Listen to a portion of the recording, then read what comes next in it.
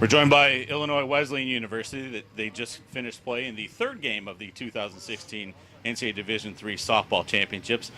We are joined by third baseman Katie Caulfield, pitcher Jenna Noland, and head coach Kat McCreery. Coach, give us your thoughts on today's game, please. I just thought we didn't execute. I thought we had plenty of opportunities. We had runners in scoring position with 0 or 1 out. Seemed like a lot of times, and we just couldn't execute when we needed just tougher outs and harder hits. We just weren't getting it done, which is unfortunate.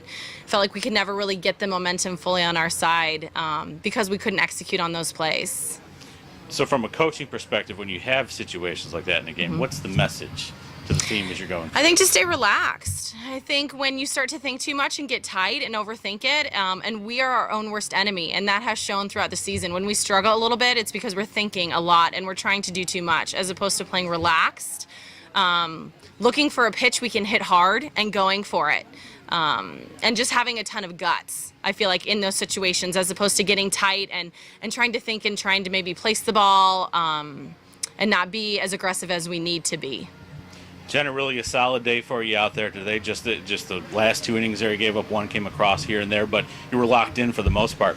Tell us a little bit about what you were feeling out there during the circle throughout the game and what you're ready to bring into your next contest.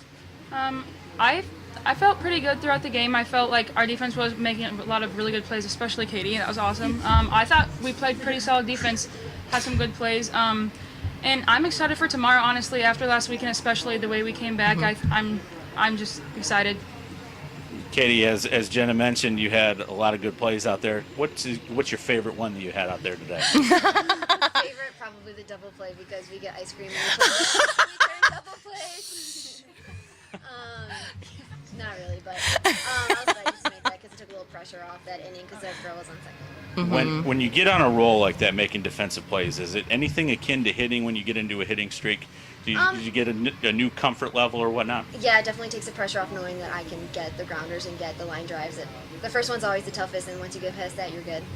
And Jenna, you touched on it a little bit, but when you have somebody backing you up like that, what does that do for you in the circle? It changes my mindset completely. Like, it gives me a lot more confidence. I believe in them. I know they're going to fight for me, so it changes everything. Now, one of the things that we had the chance to interview MIT before here, they talked about the 41-minute lightning delay as a positive thing because it allowed them to shed some of the edginess they had coming out there, being a little bit nervous. From both of you, if you don't mind, what is the perspective that you have on that little bit of delay we had, and if it helped you or you thought it hurt you a little bit? I think it was fine. It got us dancing, got us singing, got us playing little games just to be with each other and bond a little bit more before the games. So I think it was helpful, if anything. I don't think it hurt us in any way.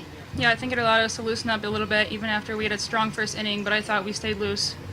Coach, did it allow you to loosen up too? I'm pretty loose all the time, so I'm pretty relaxed, and I think sometimes that's my role, is to try to keep our girls relaxed.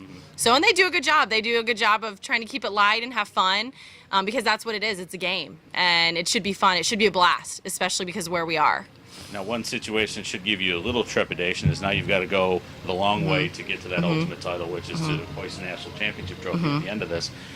What is the message for the team here, and how do you keep them focused on the next task at hand coming from the lower part of the bracket now? Well, I think softball's a simple game, and again, it's one game at a time. It's one pitch at a time, and we need to keep it simple and win every pitch and win every inning and win one game at a time. Again, when you start to think of things in a bigger perspective, and that's true of probably anything in life, that's when you can get a little heady and think too much. We stay relaxed, we play our game, we'll be just fine, and we should have a lot of fun, and could still have a very good weekend.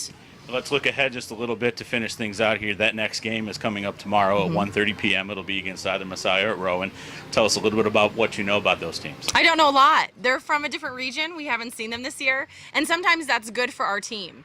We tend to play really well against teams we don't know a lot about because the focus is on us. I don't try to give the girls too much information. I like to be over-prepared as a coach and let them just relax and play their game. So I don't think it matters who we play because, again, we can be our toughest opponent. We relax, we play within ourselves, we'll be good.